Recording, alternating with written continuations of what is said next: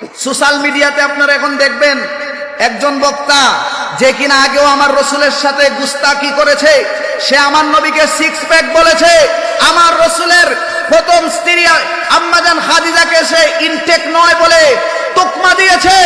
আমরা বলতে চাই ওই লোকটা গত 2 দিন আগে আমার নবীর শানে ইংরেজি শব্দ ব্যবহার করেছে, ইংরেজি শব্দ বলেছে কাউ কাউ, এইরকম সে শব্দ বলেছে। এই যে কাউ শব্দটা উল্লেখ করেছে, কাউ বয় শব্দ উল্লেখটা করেছে, কাউ বয়ের বাংলা কি হতে পারে আপনাদেরকে বলি। কেউ যদি ইংরেজি 2-1টা কথা বলে তাহলে সে বড় পণ্ডিত হয়ে গেছে, এটা মনে করার কোনো দরকার নাই, ঠিক কিনা বলেন? আমি ইংরেজি বক্তব্য দিতে পারলে আমি কি বড় বক্তা হয়ে গেলাম? আমি আরবিতে কথা বলতে পারলেই কি বড় বক্তা হয়ে গেলাম? না, আগে দেখতে হবে আমার ইমানের নূর কতটুকু আছে। ওই লোকটা আমার রসুলের সামনে বলছে কাউ বয়। আমি আপনাদেরকে ভেঙ্গে বলছি, আকীদা ঠিক করেন আর গুস্তাকে রসুলের দল ছেড়ে আসেন, না হলে দুনিয়াতেও নিস্তার নাই, আখিরাতেও নিস্তার নাই। আল্লাহর রসুলের সামনে সে বলেছে কাউ বয়। কাউ অর্থ গরু, বলেন কাউ অর্থ কি? গরু। ইংরেজি শব্দ কাউ অর্থ গরু, আর বয় অর্থ হচ্ছে বালক বা সন্তান বা বাচ্চা। তাহলে কাউ বয় অর্থ কি হলো? গরুর বাচ্চা। একটু কথা বলেন, কি হলো? গরুর বাচ্চা। আমি বললাম মাই ফাদার, মাই অর্থ আমার, ফাদার অর্থ বাবা, আমার বাবা। আমি বললাম মাই সিস্টার, আমার বোন। এখানে কি কোনো ভুল আছে?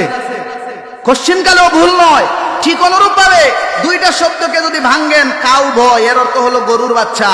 আমার নবীর শানে সে গুস্তাকি করে গরুর বাচ্চা আর চাকর কর্মচারী উল্লেখ করেছে।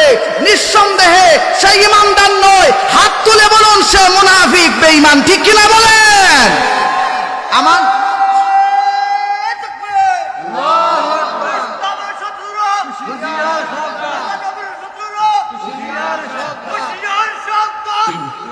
শুনুন ভাইয়েরা আমার, দেখেন তাকবীর দিলে ইমান তাজা হয়, ঠিক আছে, কিন্তু কথাগুলো বুঝে নেন।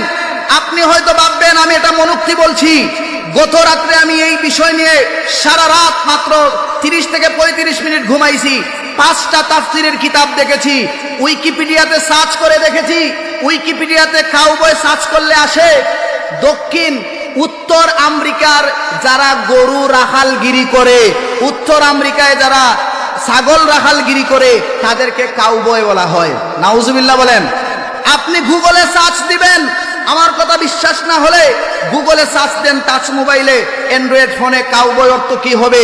কাউবয় শব্দের অর্থ এসেছে যে গরুর সেনা, গরুর গোবর, গরুর যে উৎকৃষ্ট খাদ্য আছে এইগুলোর পরিচর্যা করে। অথচ আমার নবীর শানে আমার আল্লাহ কখনো এই রকম কথা বলেন না, ঠিক কিনা বলেন? নবী আমার রাখাল ছিলেন না, বরং নবীজির এই সম্পদগুলা নিজের সম্পদ ছিল।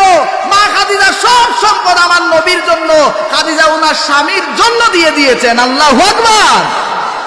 তাহলে ওনাকে রাখাল বলবেন কেন? ওনাকে কর্মচারী কেন বলবেন? ওনাকে কাউবয় কেন বলবেন? কথা বলার একটা ধরন থাকতে হবে। এখন আসেন, এই কাউবয়ের আরবি কি হতে পারে? এই কাউবয়ের আরবি কুরআন কারীমের মধ্যে আছে। সূরা বাকারার 104 নম্বর আয়াত। কুরআন কারীম খুলে দেখেন, ইয়া আইয়ুহাল্লাযীনা আমানু রাঈনা। কাউবয়ের আরবি হচ্ছে রাঈনা। আরবি কি? রাঈনা। রাঈনা শব্দের অর্থ হচ্ছে আমাদের দিকে আপনি মনোযোগ দেন, আমাদের দিকে কি করেন?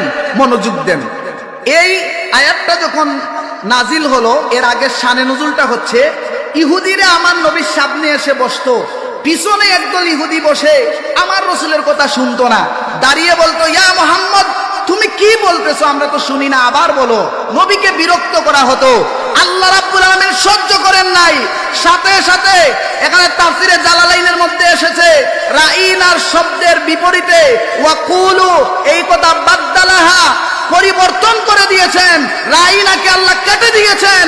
ও ইমানদাররা, কখনো তোমরা রাঈনা বলবে না, বরং তোমরা উনজুরনা বলবে।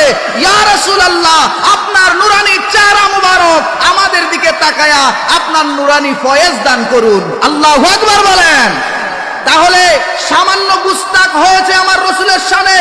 রাঈনা অর্থ আমার দিকে মনোযোগী হন, আর কাফেররা এটাকে বলতো রাইনা, লম্বা করে বলতো যে আমাদের দিকে কুদৃষ্টি দেন। এটাকে তারা নির্বুধ বাক্য ব্যবহার করত। রাইনাকে তারা আহম্মক বলতো, রাইনাকে তারা দুর্বল মনে করত। আল্লাহ রাব্বুল আলামিন সহ্য করতে পারেন নাই, সাথে সাথে বলেন উনজুরনা আই উনজুর ইলাইনা, ইয়া রাসূলুল্লাহ আপনার নুরানি চেহারা মুবারক আমাদের দিকে তাকান। সুবহানাল্লাহ। শুধু তাই নয়, ওয়াসমাউ, আল্লাহ রাব্বুল আলামিন বলেন এখানে শোনার কথা, অর্থাৎ সাহাবায়ে কেরাম তোমরা এমন ভাবে শুনবে যেন দ্বিতীয়বার রাসূল বলা লাগে না। ওয়ালিল কাফিরিন আযাবুন আলীম, আর কাফের যারা তাদের জন্য কঠিন শাস্তি রয়েছে। এখানে ওয়ালিল কাফিরিনা হবে না, এখানে ওয়ালাহুম আযাবুন আলীম হবে, ওয়ালাহুম আযাবুন আলীম হবে। কিন্তু আল্লাহ স্পেশাল ভাবে একদম কি বলবো গ্যারান্টি দিয়ে বলেছেন যারা কাফির হবে।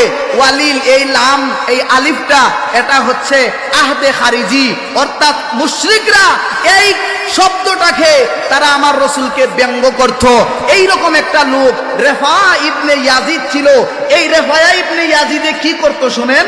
এই রেফা ইবনে ইয়াজিদ ইহুদি, সে একটা কাজ করত, রসুলকে দেখলে বলতো রাইনা রাইনা, ব্যঙ্গ করত, মুখটাকে বেঞ্চি মেরে কথা বলতো। আল্লাহ সহ্য করেন নাই, সাথে সাথে আল্লাহ আয়াতকে পরিবর্তন করে দিয়েছেন। আল্লাহু আকবার বলেন।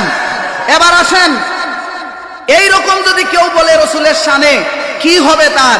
আল্লামা সুদ্দী রহমাতুল্লাহ আলাইহি বলেন, কেউ যদি আমার নবীর শানে কথা বলতে গিয়ে একদম চুল পরিমাণ কোন কটাক্ষ হয়, চুল পরিমাণ কটূক্তি হয়, রসুলের শান মান ইজ্জতে সামান্য পরিমাণ যদি এদিক সেদিক হয়, তাহলে ওই ব্যক্তিকে হদ করতে হবে, কঠিন থেকে কঠিন শাস্তি দিতে হবে। ঠিক কিনা বলেন? এটা আমার কথা নয়, ইমামদের কথা। এরপরে তাফসিরে জালালাইনের মধ্যে প্রথম খণ্ডে একটা ঘটনা আনা হয়েছে। আল্লাহর নবী সাহাবী সাদ বিন মুআজ রাদিয়াল্লাহু তাআলা আনহু, তিনি ইহুদিদের ভাষা বুঝতেন। ইহুদিরা কি বলতো এটা তিনি বুঝতেন, এটা তিনি শুনতেন। যখন এই কথাগুলো শুনতেন তখন তিনি বলতেন আমার রসুলকে নিয়ে সে কটূক্তি করেছে। সাথে সাথে সাদ বিন মুআজ রাদিয়াল্লাহু তাআলা আনহু বললেন, ইয়া আদা আল্লাহি আলাইকুম, হে আল্লাহর দুশমন, হে আল্লাহর দুশমনেরা, লানাতুল্লাহ, আল্লাহর গজব তোমাদের উপর আসবে, আল্লাহর লানত তোমাদের উপর আসবে। ওয়াল্লাযী নাফসি বিয়াদিহি, শুনে রাখো আমার এই দেহের মধ্যে যেই প্রাণ আছে, যিনি প্রাণ দিয়েছেন, যার হাতে, যার কুদরতি হাতে আমার এই দেহের প্রাণ আছে, তার কসম করে বলি, লাইন সামিতুহা মির রাজুলিন মিনকুম, তোমাদের মধ্যে একজন মানুষ যদি, একজন পুরুষ যদি, একজন ব্যক্তি যদি এই কথা বলে রসুলের শানে গুস্তাকি করে, ইয়াকুলুহা রাসূলুল্লাহ সাল্লাল্লাহু আলাইহি সাল্লাম, নবীর শানে যদি সামান্যতম কটূক্তি করে, আমি তার দেহ থেকে গর্দান আলাদা করে দিব। আল্লাহু আকবার বলেন। কি মানিতেস ছিল তাদের। আমার নবীর শানে ছোট্ট করে একটা কথা বলবে, আমার নবীর সাহাবীরা সহ্য করেন নাই, আমার নবীর সাহাবীরা ছেড়ে দেন নাই, বলছেন লাদ্রিবান্না উনুকাহু, তার গলা থেকে মাথাকে আলাদা করে দেওয়া হবে, তার দেহ থেকে মাথা আলাদা করে দেওয়া হবে। আল্লাহু আকবার বলেন। এই যে বিষয়গুলা, ইমান, আকীদা, সুন্নিয়ত, শুধু মুখে বললেন আমি সুন্নি, কাজ করলেন ওয়াহাবীর, এই রকম দ্বৈত নীতি আর ডাবল স্ট্যান্ডার্ডের মুনাফিক মার্কা মুসলমান আমরা হতে চাই না। হাত তুলে বলেন ঠিক কিনা। এবার শুনুন, এই যে আমার নবীর শানে আল্লাহ পাক কি বলছেন, আমার নবীর শানে আল্লাহ পাক কত সুন্দর কথা বলছেন। কুরআন কারীম সাক্ষী দেয়, আমার নবীকে আমার আল্লাহ ডাক দিয়েছেন ইয়াসিন, তাহা, এইভাবে ডাক দিয়েছেন ইয়া আইয়ুহান নবী, ইয়া আইয়ুহার রাসূল মুহাম্মাদুর রাসূলুল্লাহ, ইয়া আইয়ুহাল মুজাম্মিল, ইয়া আইয়ুহাল মুদাথথির। আল্লাহু আকবার বলেন। আমার নবী কত ইজ্জত দিয়ে আমার নবীকে ডাক দিয়েছেন। মুসাকে মুসা নবী বলে ডাক দিয়েছেন, ঈসাকে ঈসা বলে ডাক দিয়েছেন, ইব্রাহিমকে ইব্রাহিম বলে ডাক দিয়েছেন। আমার নবীকে মোহাম্মদ বলে ডাক দেয় নাই, আমার নবীকে মুহাম্মাদুর রাসূলুল্লাহ বলে ডাক দিয়েছেন। আল্লাহু আকবার বলেন। এই নবীর পক্ষে আমরা থাকতে চাই কি চাই না?